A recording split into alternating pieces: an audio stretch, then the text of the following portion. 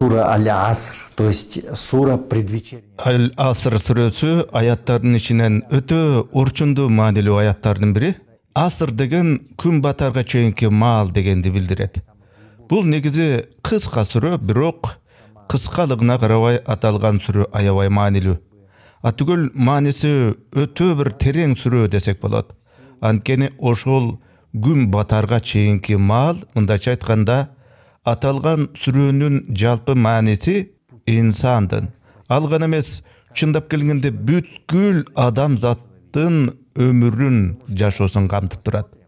Тагыраак айтканда, жеке бир инсан үчүн жана адамзат үчүн кантип куткарылуунун убактысын, жолун туюнтуп турат бул сүрө.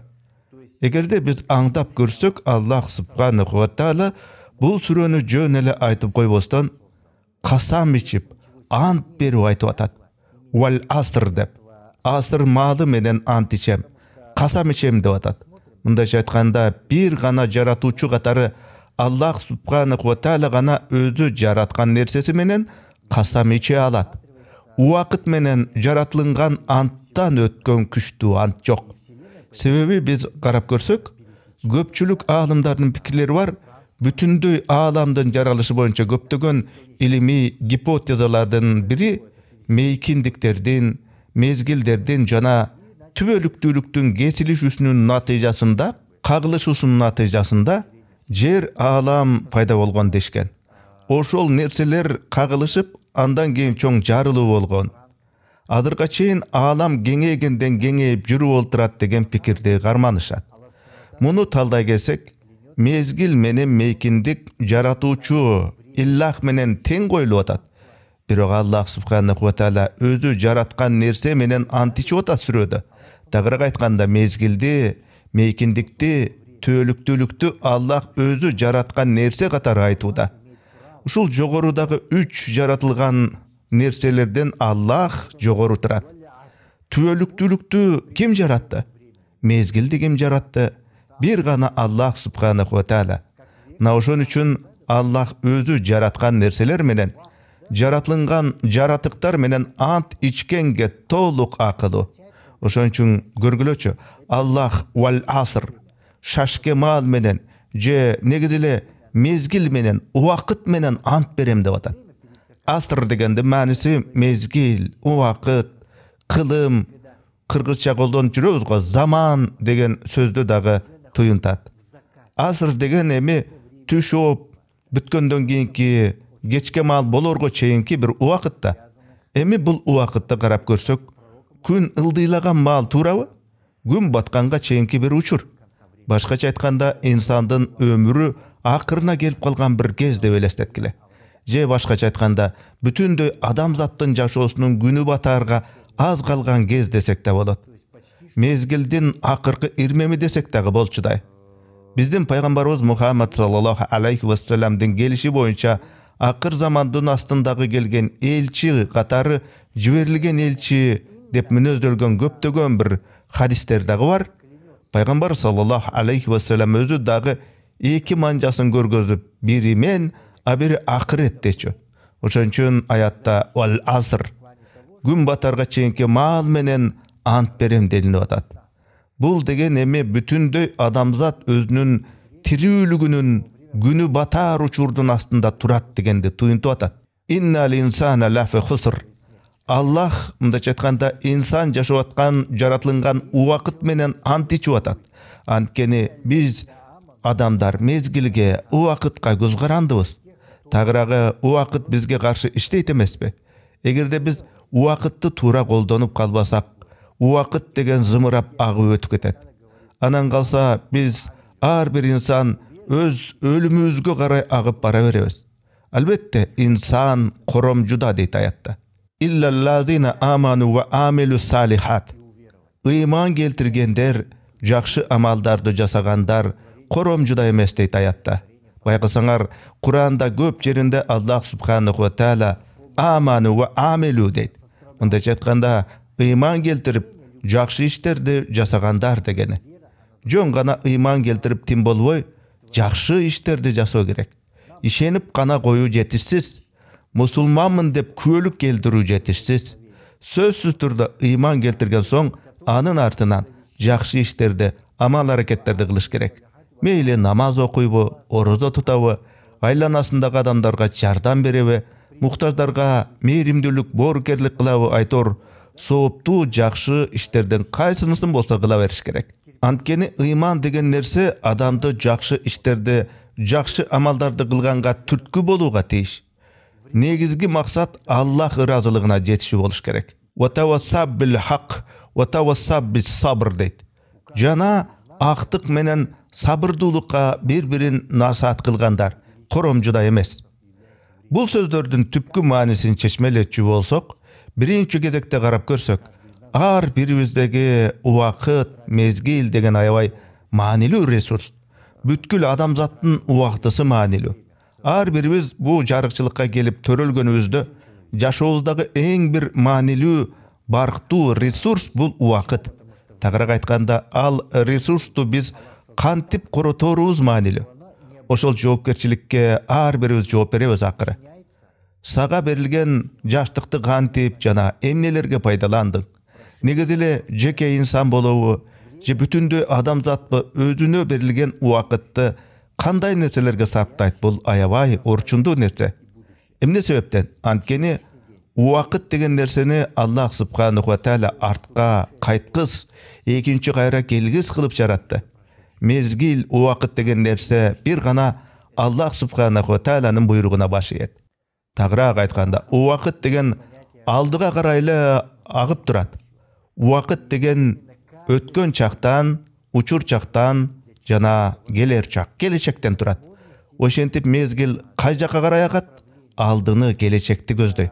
Учур чактан келер чакты көздөй ага берет. Мындайча айтканда, кечеги өткөн күн бир кезде азыркы учур эле. Азыркы күнүң өткөн күнүң деп бил.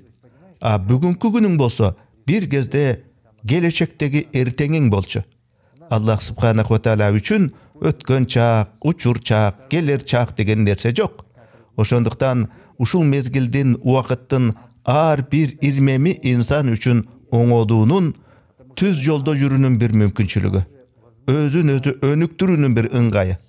Аллах субханаху ва таалага ибадат кылуунун шарты, жаратканга тобо кылып алуунун бир удулу. Демек, убакыт деген ресурсту кантип колдонобуз, ал биздин өзүбүздөн көз каранды. Бизде ар бир инсанда ошол ресурсту кантип колдонууда тандоо эркибиз бар. Талдап көрчү болсок, экинчи момент аср деген бул доор жана тарых. Себеби аср деген бүткүл адамзатты дагы туюнтуп турат. Тагыраак айтканда, адамзаттын бүт тарыхын, басып өткөн адамзат тарыхынын циклдүүлүгүн туюнтат. Адам жашоосунда бирде өйдөлөө, бирде ылдыйгылоо, алмак салмак болуп турат эмеспи? Себеби биз инсандар бүткүл адамзат мурункулар кетирген эле каталарды, же өзүбүз мурун жыдыган эле жыдымайлардан кайра жыдып кемчилик кетире беребиз го. Ошон үчүн Аллах субханаху ва тааля инсандын, адамзаттын ошол каталарынын табиятын билип, түшүнүп, өзүнүн китеби Куранда бизге чейинки байыркы жашап өткөн коомдордун, элдердин ар кыл жашоосун өрнөк кылып бизге баяндаган. Эмне үчүн? Куранда фараон тууралуу, Моисей, Муса алейхиссалам жөнүндө, Ад жана Самуд калктары жөнүндө баяндалат. Эмнеге? Анткени ошол коомдор эле кетирген катачылыктарды бүгүнкү күндө адамзат кайталап атпайбы? Адамзат тарыхындагы катачылыктарды бүгүнкү адамзат циклдүү кайталап атат. Эмне себептен аят кечкиргенге чейинки убакыт, аль-аср делинип атат? Аллах субханаху ва тааля мезгилдердин ичинен бул сүрөдө күн батканга чейинки учурду тандап айтып атат. Анткени анализдеп ой калчап карап көрсөңүз, Аллах субханаху ва тааля айтып аткан ал убакыт күн горизонтко батарга чейинки бир ирмен болуп атпайбы? Күн толук баткандан кийин эмне өкүм сүрөт? Түн кирет. Түнкү маал өкүмүн жүргүзөт. Жарык түгөнөт. Акыр заман болот. Кыямат күн, сурак күн болот дегенди түшүнүшүбүз керек. Ар бир инсан жана бүткүл адамзаттын күнү бүтөт. Сурак күндө суралат ар бири. Мындайча айтканда, Аллах субханаху ва тааля айтып атат: ар бирибиздин өмүрүбүз акыры бүтөт. Жашоодо биз мезгилдин жолу менен түгөнүүгө ölümgө карай бара беребиз. Ар бирибизге бул эреже кааласак, каалабасак иштейт. Өмүрдүн соңку чекитин көздөй жыла беребиз. Күн батарга чейинки асыр маалы, демек сурак күндүн ар бир инсан өз кылган эткен күнөөсү үчүн эсеп кысап берчү күндүн жакындап атканынын бир мааниси. Демек күн батарга чейинки асыр маалы болгондо ушулар эске түшүшү керек. Айрыкча улгайып төрүнөн көрү жакын калган карыган адамдар өтө бир ойлонушу керек. Бул асыр сүрөсүнүн талдап карасак, бизге берилген жашоонун өмүрдүн бат эле шуулдап өтүп кетерин ойлонушубуз керек. Мезгилдин тез бат өтүп кетүүсү демек ар бирибиздин өмүрүбүз тез эле соңуна чыгып каларын ойлоно жүрүүгө тийишпиз. Анткени карап көрсөңүз, биздин бүткүл өмүрүбүз бир гана күн сыяктуу. Таң атканда эле төрөлгөндөй болосуң, анан эле күн батарга аз калган асыр маалы келип калат. Күлгүн жаштыгың бат эле өтөт кетет. Өмүрүң кыялап, күн менен кошо батарга аз калган болот. Бул сүрөдөн алчу биздин эң маанилүү өрнөгүбүз. Азыртадан эле акырет жашоосуна, акыретке даярдануубуз керек экен. Акыретке биз кандай даярдана алабыз? Аману ва амилу салихат. Мындайча айтканда, ыйман келтирип, анан жакшы иштерди, амалдарды кылышыбыз керек. Ва тавассау бил хак, ва тавассаб бис сабр. Бири-бирибизге акыйкатты, чындыкты жеткирүү, эскертүү, насаат кылышыбыз керек. Анткени биз көбүнчө унутчаакпыз. Ошондой эле сабырдуу болууга үндөшүбүз керек. Анткени сабырдуулук биздин ыйманыбыздын бир бөлүгү. Кыйынчылык, сыноолор болгондо, сабырдуу болгондо шүгүр дегенди билишибиз керек. Жакчылык тооруп турганда да, оор бир сыноолор башка түшкөндө да топук кылып Аллага ыраазычылык айтып, сабырдуу болгондо унутпайлы. Жашоодо кандай өйдө ылдый сыноолор, кыйын кезеңдер болгондо сабыр кыла билип, ал сыноолордон Аллах ыраазы болгондой татыктуу өтүшүбүз маанилүү. Чындыгында инсан коромжуда, утулушта дейт.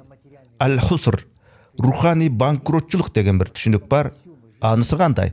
Адамдар көбүнесе өз өмүрүн, убактысын материалдык көрдүйнө үчүн гана арнашат. Байкайсыңар ушуну? Көптөгөн адамдар мейли арасында момун мусулмандар, такыбалар деле бар. Материалдык бир дүйнөнүн баалуулуктарынын артынан сая түшүү менен убакытты коромжу кылып калдык. Ооба, карьера кылыш керек, иштеш керек албетте. Бирок Аллаха ибадатыбыз калып эле ойлогон эткенибиз бүт байлык, көрдүйнө маселелер болуп калса, бул чоң бали. Андай боло берсек, биз коромжудабыз, утулуштабыз. Рухи банкрот болгонубуз ошол. Мусулманбыз дейбиз, ибадат кылмыш болуп жүрөбүз. Бирок бүт ибадатыбыз алсыз, күчсүз. Намазыбыз тек бир көнүгүү болуп калган. Намаздарда рухи тазалануу деген жок. Аллахтын аяттарын эскертүү иретинде кабыл албай, стандарттуу эле бир намаз окуп калдык. Аллахтын астында эмнелерибиз менен турабыз? Бошко кетирген кайра кайтарып ала алгыс убакыттарыбыз мененби?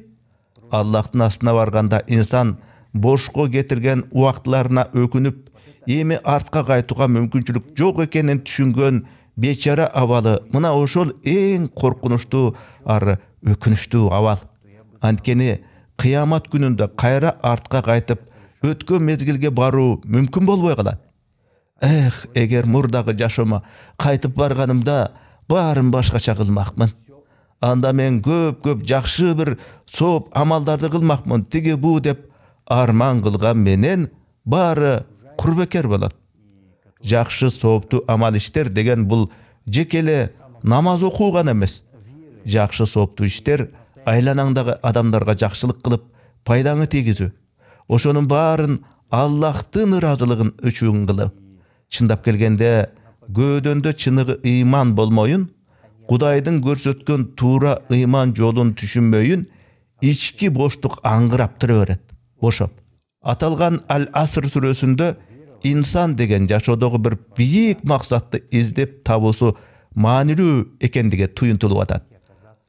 Бийик максат деген аману ва амилу салихат. Аллах субханаху ва тааланын барлыгына ыйман келтирүү жана жакшы сооптуу иштерди жасоо.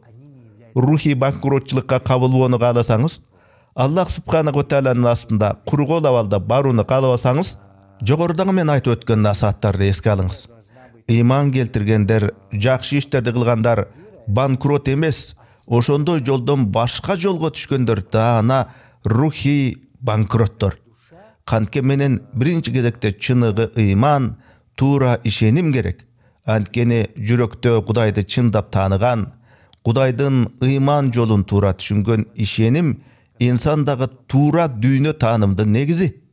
Аллахтын көрсөткөн туура жолун туура ыйман келтирүү менен кабыл алып жашасаңыз, жашооңуздун маанисин туура түшүнүп жашаганга себеп болот. Жашоодогу максатты дагы туура коюп жашайсыз. Ыйман келтиргенден кийинки кадам амал, конкреттүү иштер, ыйман жолун түшүнүп ыйман келтиргенден кийин жакшы, сооптуу амалдарды, амалус салих иштерди жасашыңыз керек. Ыйман келтирип коюу жетишсиз. Андан аркы кадам таштап, ошол ыйманыңыздын, максатыңыздын, ниетиңиздин тууралыгын тастыктаган реалдуу сооп жакшы амалдарды жасашыңыз керек болот. Андан кийинки кадам руханий баалуулуктар менен материалдык дүйнөнү тең салмакташтыруу, баланстоо.